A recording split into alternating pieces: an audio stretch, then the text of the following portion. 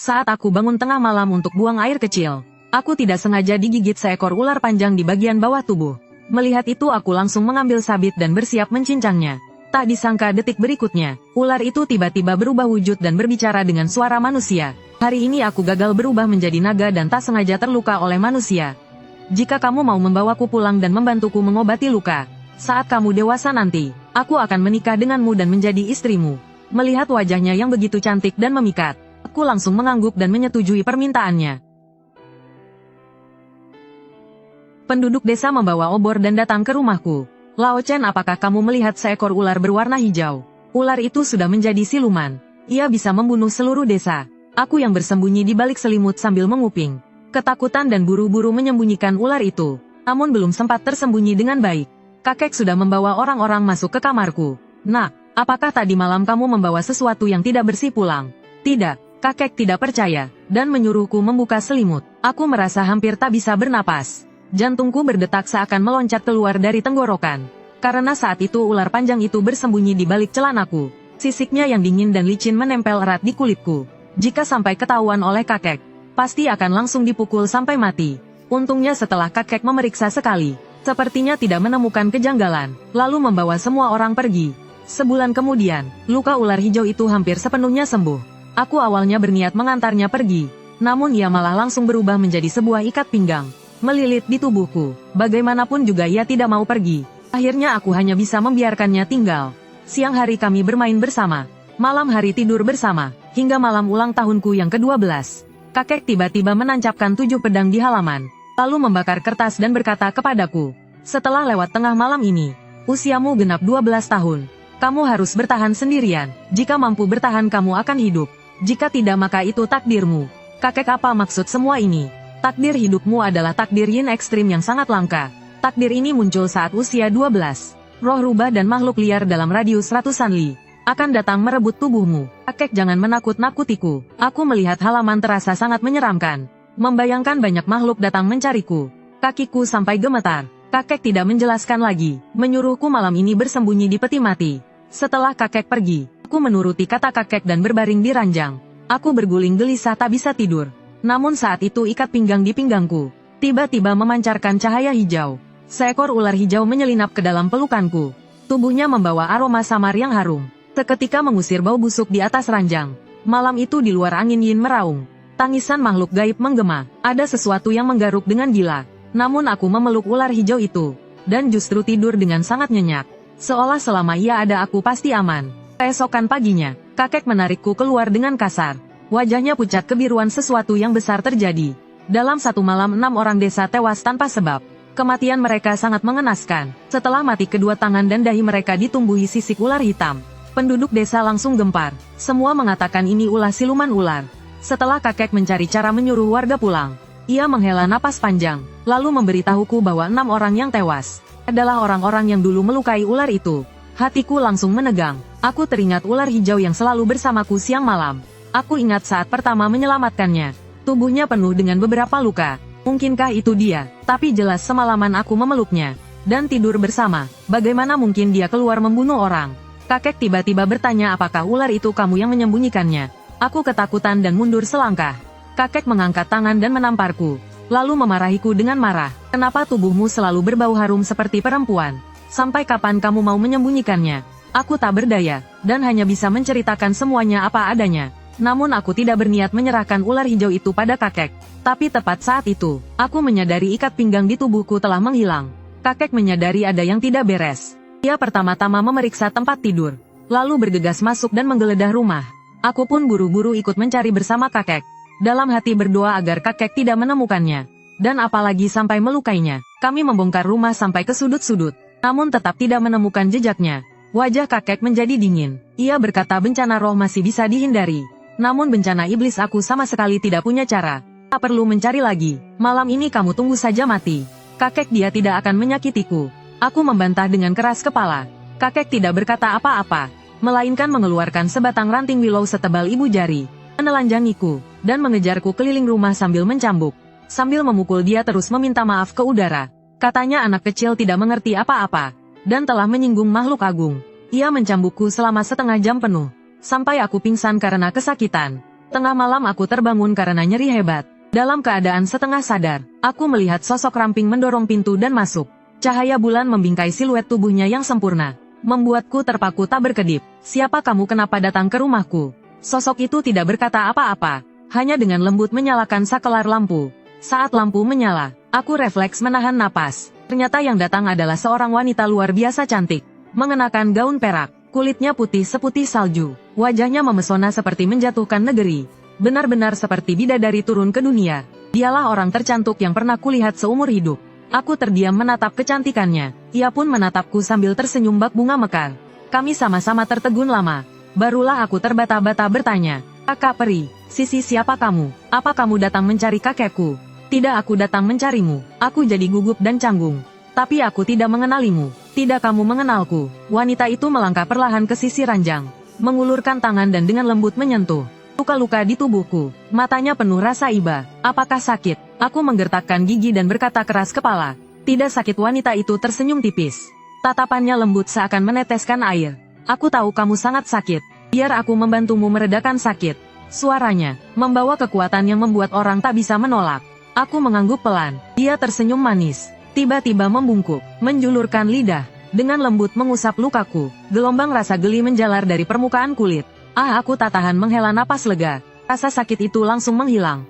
Tinggal kenyamanan yang sulit diungkapkan.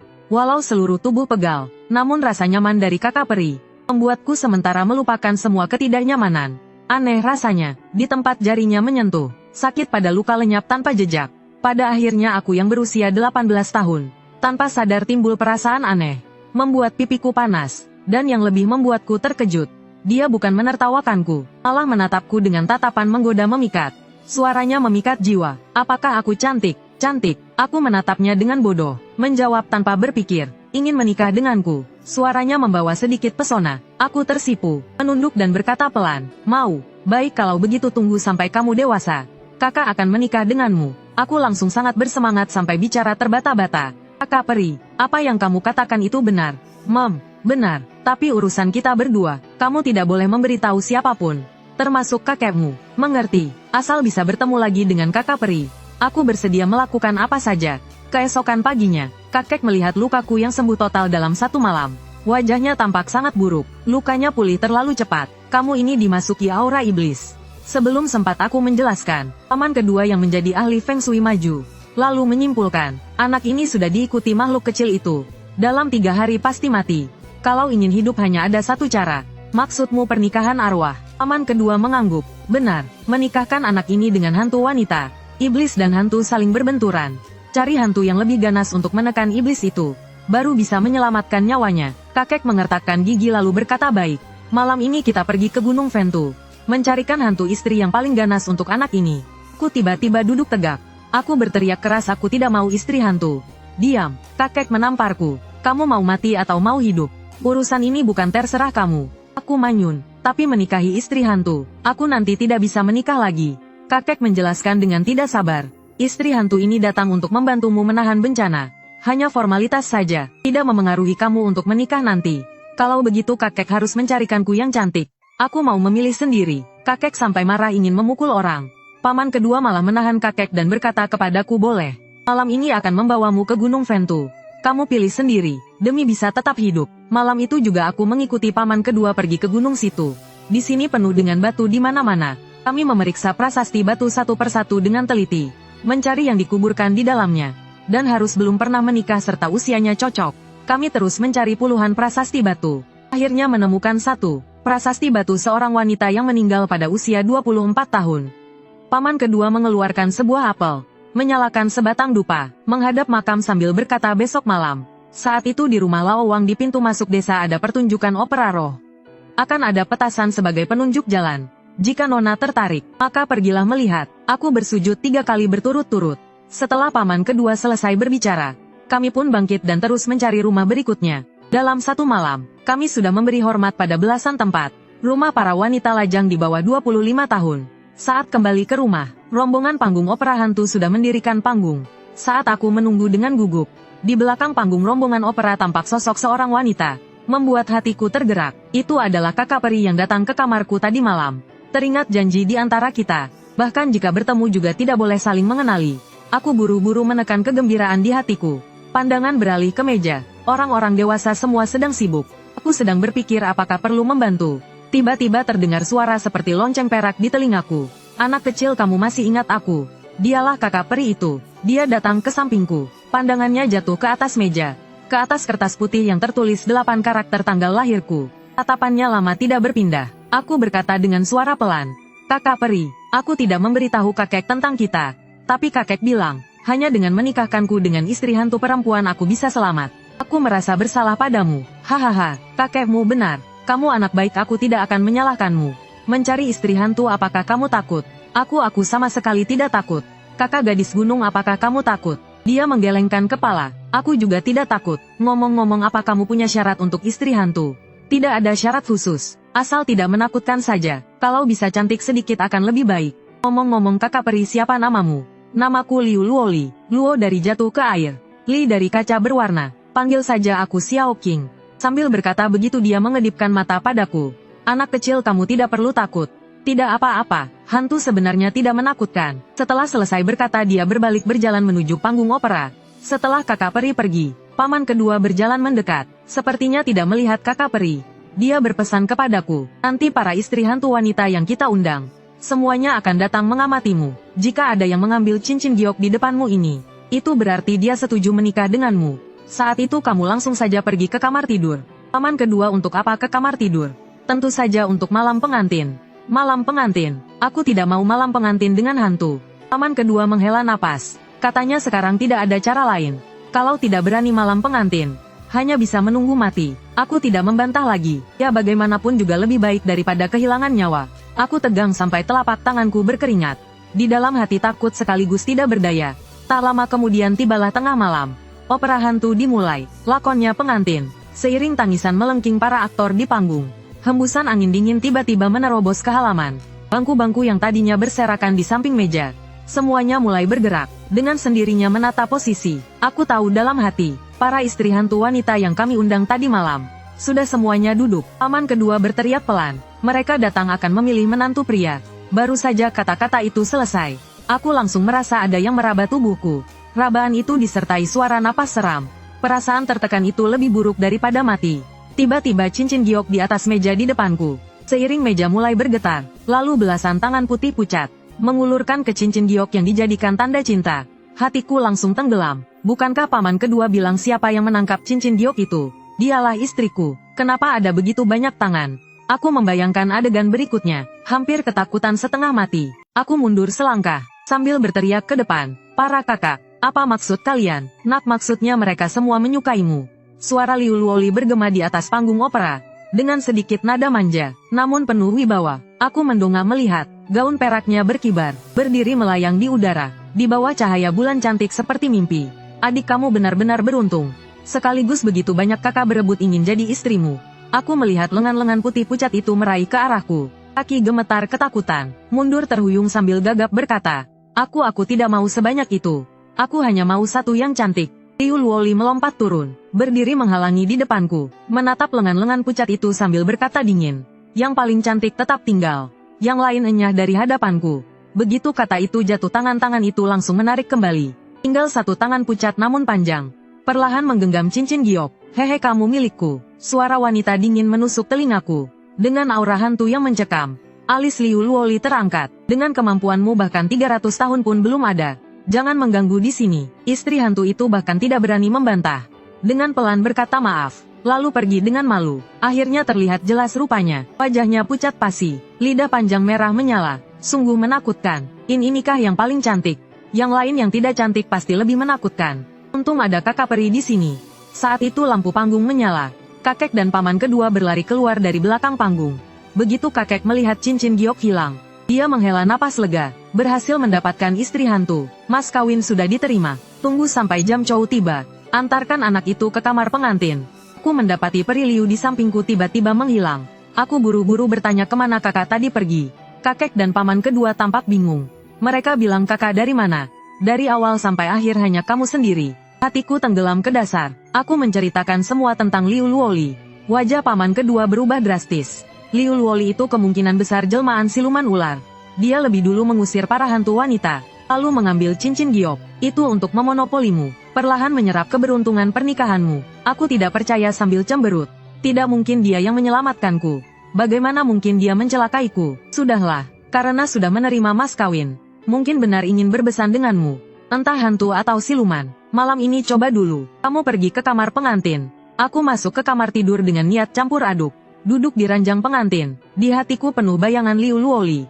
Dia begitu cantik. Meski dia siluman ular, aku juga menerimanya. Tapi dari jam Zi menunggu sampai jam Chou. Di dalam kamar tetap tidak ada gerakan apapun. Aku agak cemas. Jangan-jangan yang mengambil cincin giokku bukan Liu Luoli. Sedang memikirkan itu kakek tiba-tiba masuk. Dia melihatku yang masih duduk sendiri di ranjang. Menghela napas lalu berkata, ular itu tidak datang meski sudah menerima mas kawin. Sepertinya ingin menyiksamu sampai mati perlahan. Belum selesai bicara, ponselnya berbunyi. Suara paman kedua terdengar dari ponsel. Cepat bawa anak itu pergi. Mobil rombongan opera jatuh ke jurang. Itu ulah para hantu wanita di gunung. Mereka merasa telah ditipu. Mata mereka memerah. Sebentar lagi mereka akan mencari kalian. Kakek panik, melepaskan jaket di tubuhku, menarikku lari keluar. Aku menggeleng keras kepala. Liu Luoli akan datang menyelamatkanku. Dia adalah peri. Dia tidak akan membiarkan hantu wanita menyakitiku. Kakek marah mengangkat tangan hendak memukul. Pada saat ini, suara Liu Luoli terdengar dari luar pintu. Dia benar, aku tidak akan membiarkan siapapun menyakitinya. Pintu terbuka, sosoknya yang anggun muncul di bawah cahaya bulan. Cantiknya sampai membuat orang sulit bernapas. Aku menghindari kakek, lalu menerjang ke dalam pelukannya. Memeluknya erat-erat. Kakek tertegun, menangkupkan tangan sambil berkata, Dewa besar. Dulu cucuku yang salah, telah menyinggungmu. Tapi sudah membunuh 6 orang. Pembalasan seharusnya sudah cukup. Tidak tahu mengapa Dewa besar terus mengikutinya. Liu Luoli tersenyum lembut, memelukku erat dalam pelukannya, lalu berkata, kakek tua sepertinya salah paham. Cucu Anda telah menyelamatkanku. Aku berjanji menyerahkan diriku padanya. Wen Kai akan mencelakainya. Aku mengangkat kepala bertanya, kakak, 6 orang itu bukan kamu yang membunuh, benar tidak? Liu Luoli mengusap kepalaku, sambil tersenyum berkata, 6 orang itu bukan aku yang membunuh. Hanya saja mereka memukul 2 ular lain yang menyeberangi tribulasi bersamaku.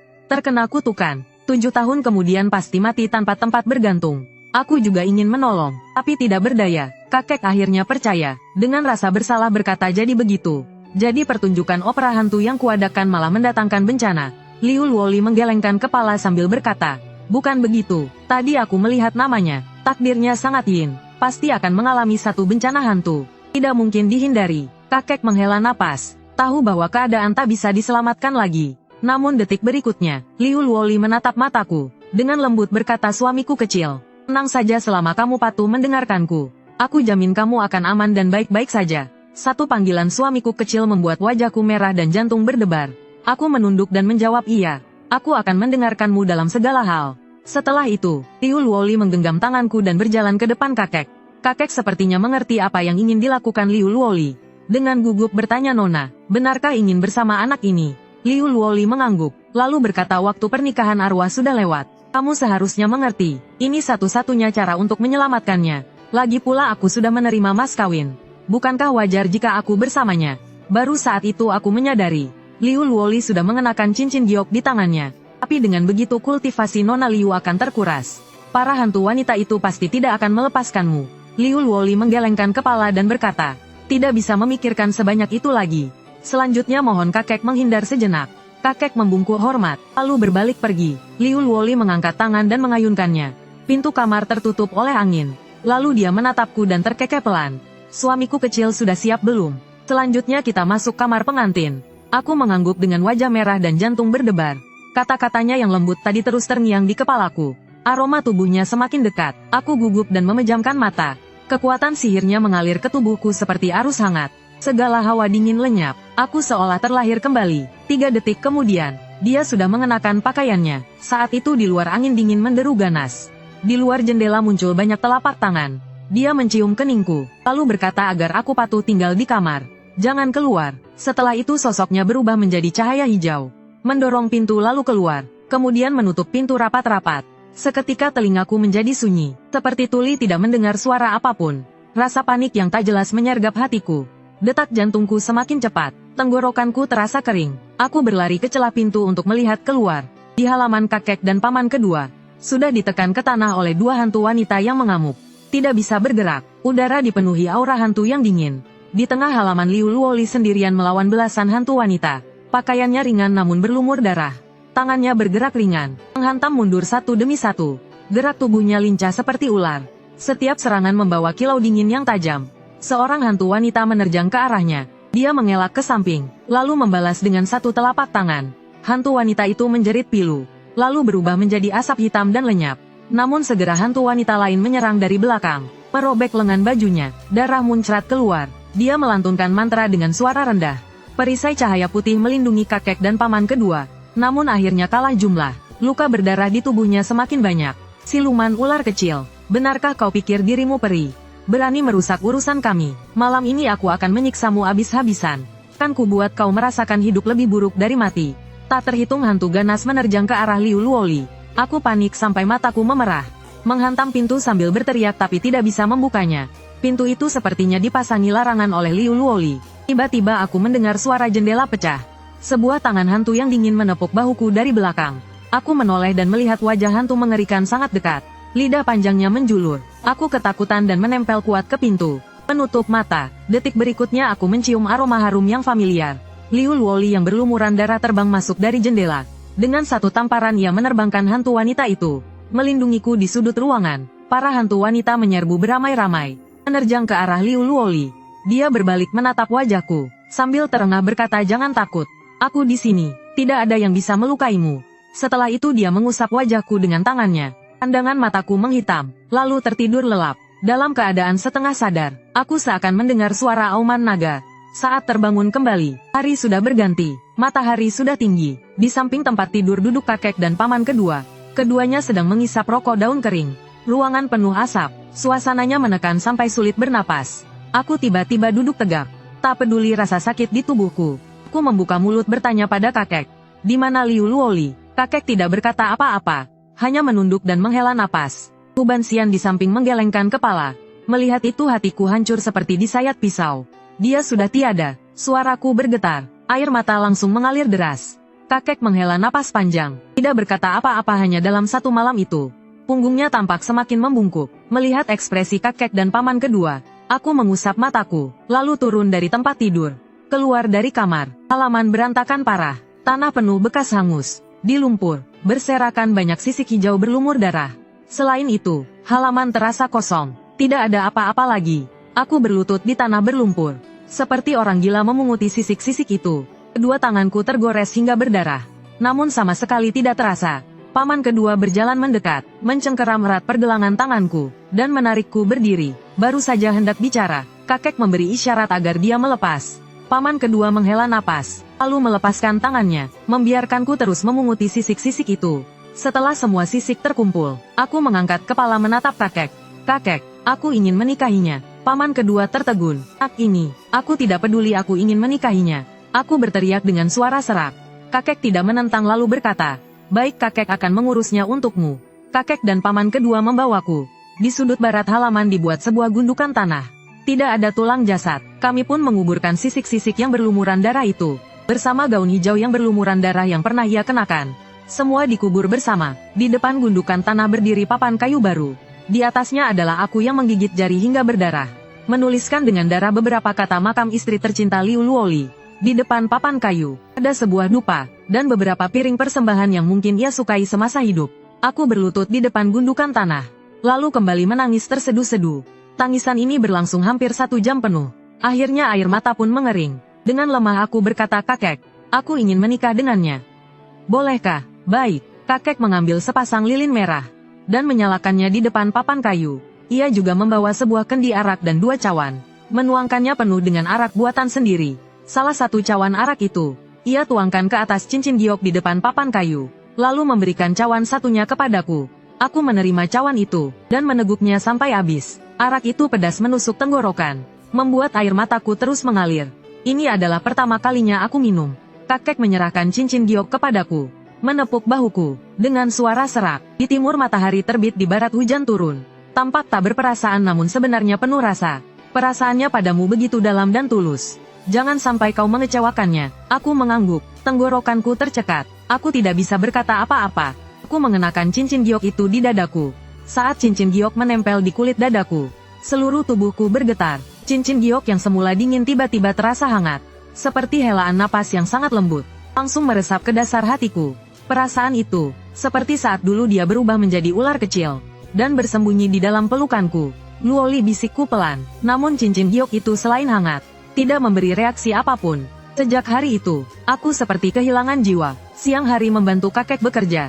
Malamnya duduk di depan makam simbolik Liu Luoli. Duduk berjam-jam hingga larut malam. Cincin giok itu selalu kubawa di tubuhku. Saat tidur ku genggam di tangan. Takut jika sedikit lengah, dia benar-benar akan menghilang selamanya. Hari-hari pun berlalu. 10 tahun berlalu dalam sekejap. Dalam 10 tahun ini aku banyak berubah. Aura peri yang ditinggalkan Liu Luoli menyegel takdirku yang sangat yin. Tubuhku menjadi sangat kuat. Tidak pernah sakit lagi. Yang lebih menakjubkan lagi, mataku mengalami perubahan. Selama aku memusatkan pikiran, aku bisa melihat sesuatu yang tak bisa dilihat orang biasa. Paman kedua berkata, itu karena aura peri Liu Luoli membuka jalan spiritualku. Membangkitkan mata ganda, meski kadang aku bisa mendengar tangisan lirih arwah liar yang kesepian. Aku tidak pernah takut, karena setiap kali ada sesuatu yang kotor mendekat, cincin giok di dadaku akan terasa panas. Mengusir benda-benda itu, kemudian aku diterima di Universitas Ibu Kota Provinsi. Menjadi satu-satunya mahasiswa dari desa. Pada liburan musim panas tahun terakhir, aku menerima telepon dari desa. Mengatakan kakek sudah sekarat. Aku pulang dengan panik seperti orang gila. Mendorong pintu dan melihat kakek terbaring di ranjang. Wajahnya pucat kekuningan.